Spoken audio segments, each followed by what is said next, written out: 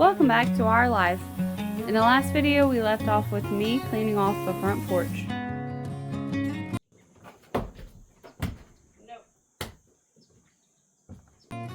And battling the infinite amount of wasps that live all over the front porch.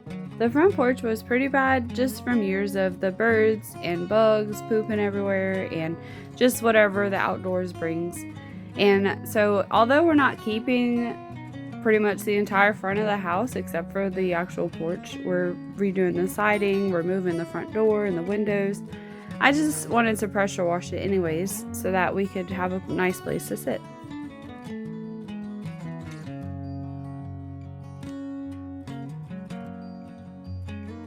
It was pretty satisfying to pressure wash the porch. It came out really clean, I thought, and even the boards on the floor pressure washed really nice. And a lot of the paint came up, the old paint, and so the natural wood got to be exposed, and obviously all the old bird poop came off. The siding looks so fresh. It does have some stains because it's old and the stuff had sat on it for a long time, so that's just how it's going to be until we can replace it. I organized the plants all along the front of the house so they look more orderly now instead of just being in one giant pile. Most of these plants you see here are actually indoor plants, but since it's not been that cold and they're shaded by the porch, I've just had them out on the porch and I think they've really been enjoying it actually. You may notice that there are little white things all over the porch. Some of it's bird poop and some of it is insulation. And yes, this means that after I pressure washed it the first time, the birds came back overnight and decided to throw a party on the porch. Let's take a moment to appreciate these bees pollinating one of the last flowers from summer.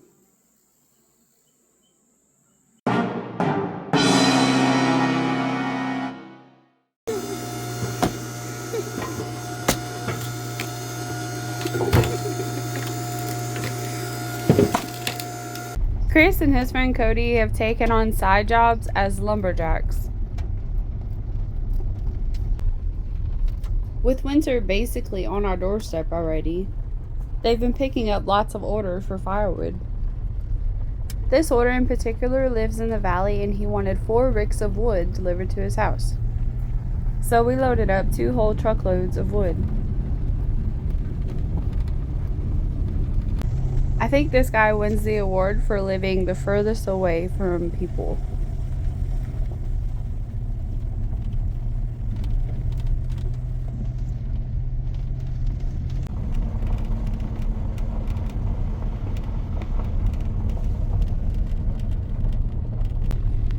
Oh my gosh, what in the world? This is crazy. Here's the beginning of the guy's driveway. It's basically straight up a mountain. Good thing we came in 4-wheel drive.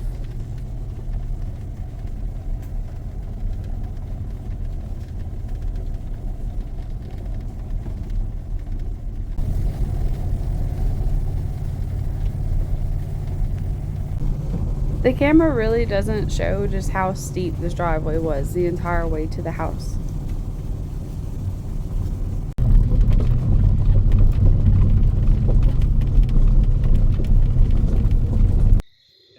At you when we get everybody else done. we get caught up. You sliding? Yeah.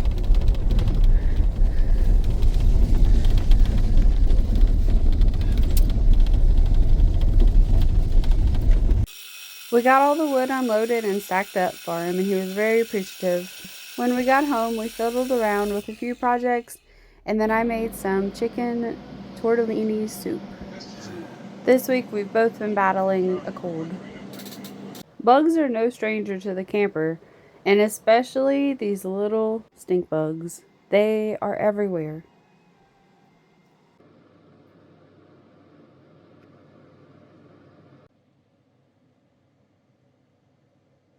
At this point in the camper, we've had 2 hot water heaters try to kill us. Chris says I'm being dramatic when I say that, and that they wouldn't actually kill us. But look at this. I'll let you be the judge. While he finished fixing the hot water heater, I walked over to my new raised bed. Chris and I started working on this as a birthday present for me last month. He's been filling the bottom of it with a bunch of scrap wood and some dirt from around the property, and then we bought some topsoil to put on top of it. I really love how this came out, and it allowed us to use some scrap tin that we had on the property as well as some wood that was laying around. I know we're too late in the season to plant most things, but it's kind of fun having this raised bed built, and now we can plan how we'll do the rest of them so that in the spring, hopefully we have all the raised beds built and we can complete our little house garden.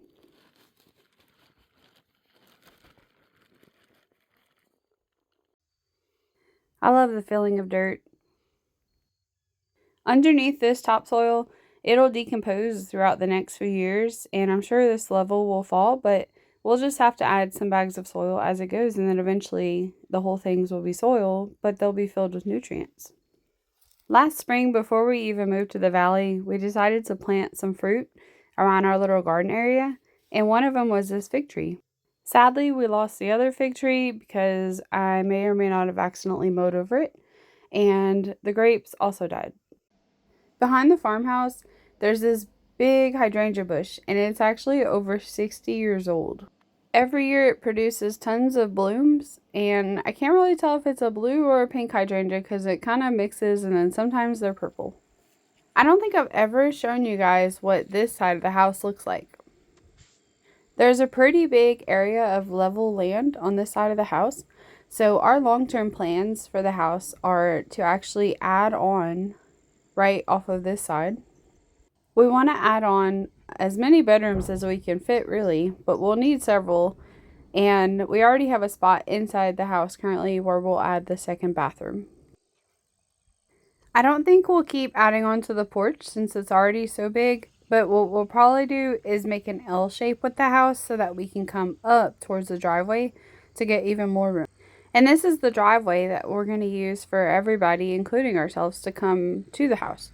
So you'll pull off the road and drive down this driveway where we'll put new gravel probably, and then we'll use the front door for the main door. Over here is where our house garden will be that I've mentioned a couple times. You can see the raised bed that we built way over there, and then the trellis that we made. So we have plans to add on to that and make it really nice. There's a ton of black walnut trees out in the valley. Walnuts that fall off of walnut trees. We just happen to have one that overhangs the road just out from the house. So this is what they look like when they fall off the tree. And once they get run over by a car, the green comes off, and then you got this. This is actually the nut itself, and you can crack it open and you can eat the inside of it.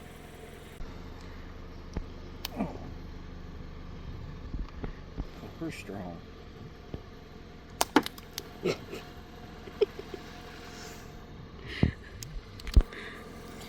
It's a walnut. Okay.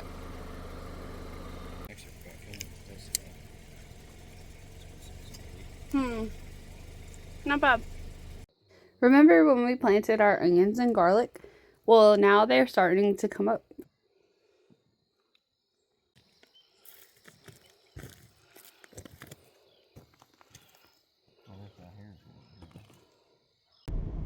That Friday, I needed to go to Knoxville to run a few errands and do some other things.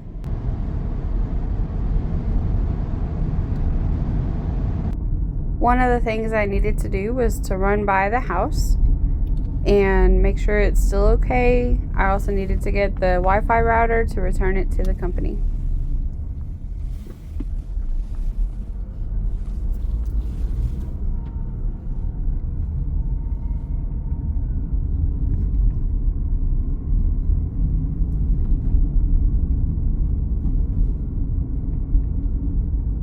I feel like it's been almost an eternity since I lived in this house and it was home. And it's so weird seeing the for sale sign in the yard.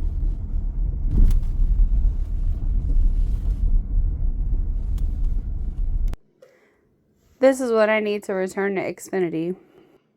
The house still looks fine and it's still for sale, so if you know anybody that needs a house.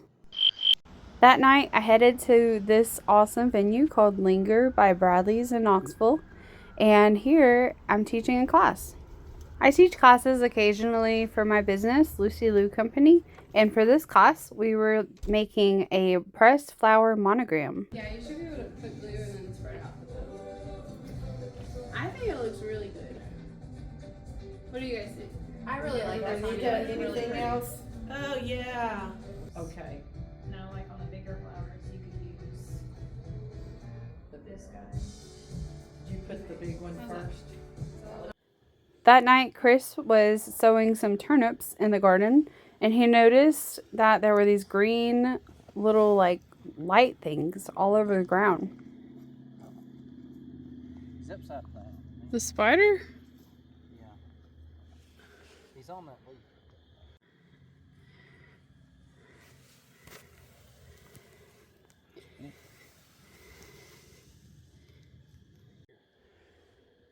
Oh. Oh, on the onion? Yeah. Oh, that's him? That's the green-eyed spider? No, that's just a spider. Oh. No, the one that I took the video of was...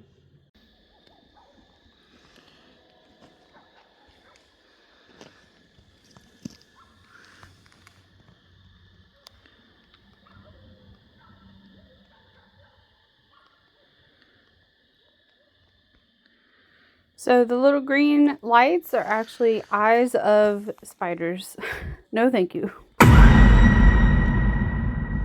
For my birthday last month, we also bought a bunch of bulbs of different colors and flowers so that we could plant them right now in the fall, and then next spring they're all going to bloom.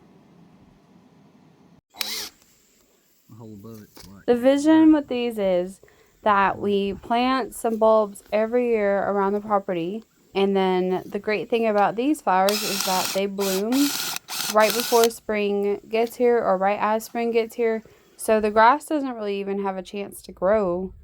So then you let the flowers bloom, and then by the time they're done blooming, it's time to cut the grass, and then you just mow over the green leaves from the flowers. And they should bloom for like 7 to 10 years. So this is really the hardest part of the whole process. Once a week, I've been going to the laundromat, which is about 30 minutes away from the house. And this is just one part of the beautiful drive.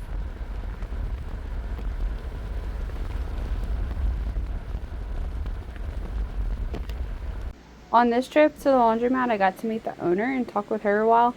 She's super nice, and her husband have built such a great business. The next day was Sunday, and I just thought the church looked really cute with the leaves turning different colors for fall. When we finally got back to the camper, it was nighttime, and the camper was so cold. So Chris immediately fired up the stove to defrost his hands.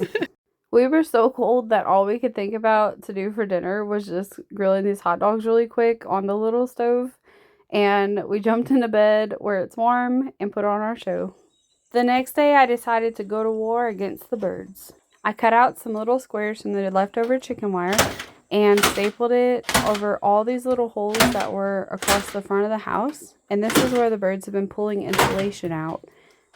Hopefully this will at least solve the insulation problem. And as for the bird poop problem, we're just going to have to finish the ceiling of the porch eventually. Once we put up the ceiling, then the birds won't be able to get up there, and that's ultimately what needs to be done for the porch. After the wiring, I just finished cleaning off the rest of the bird poop and insulation. When Chris got home, he decided to take advantage of my clean porch to creep on the field next to ours.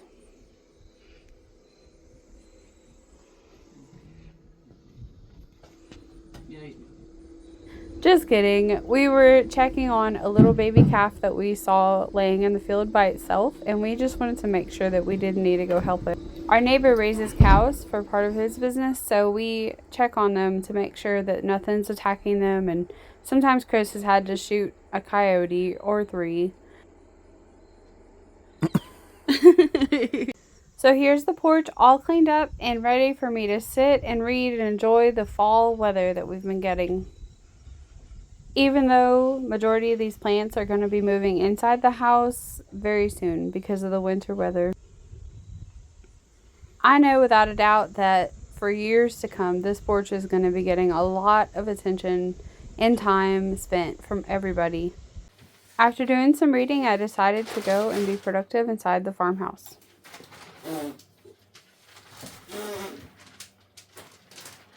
Like take a giant chunk of insulation right to the mouth.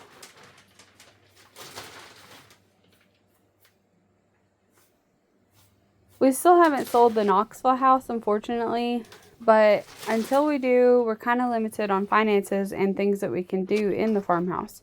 So until then, I've just decided to start cleaning up little details like this so that whenever the time does come and we get the finances available to work on it, we'll be ready to go with a clean slate, and as much as possible, stuff will be out of the way so that we can start working.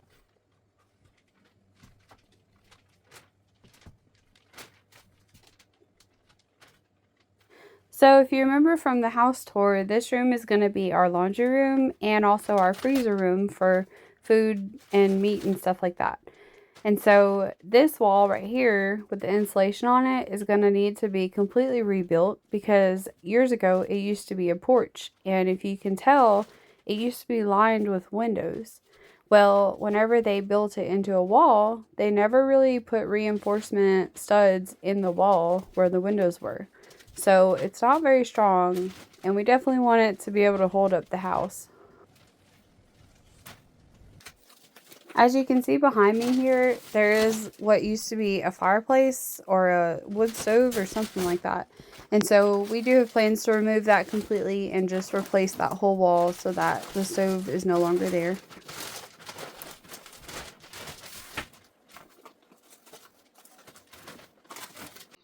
The bunnies had a really nice sunset to end the day. I think this side of the house is going to be so pretty with the view of the mountains and the sunset out of the kitchen windows. And don't worry, we do have plans to move all of these vehicles somewhere else on the property. And this whole area will be garden space.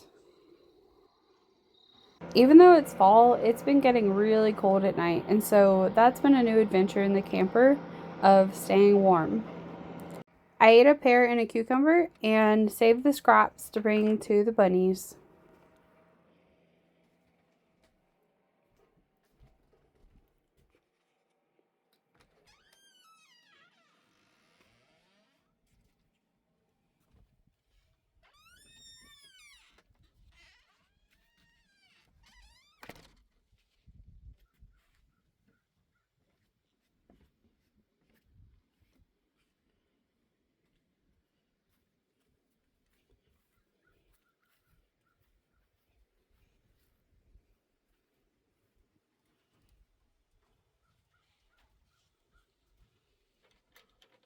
I think they've been really loving their new cage.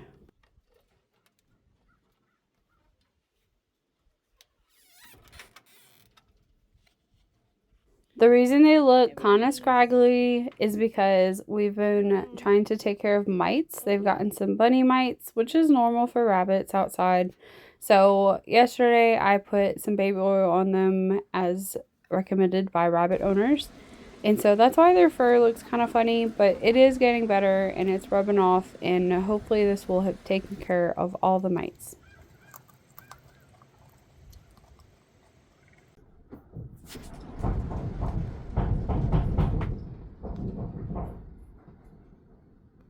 Did you hear that? That's the sound of really crazy wind outside blowing against the camper. I gotta go, Julia. We got cows. So if I don't become like the cow, then I will see you in the next video with whatever happens from here until the next time. Subscribe to our channel.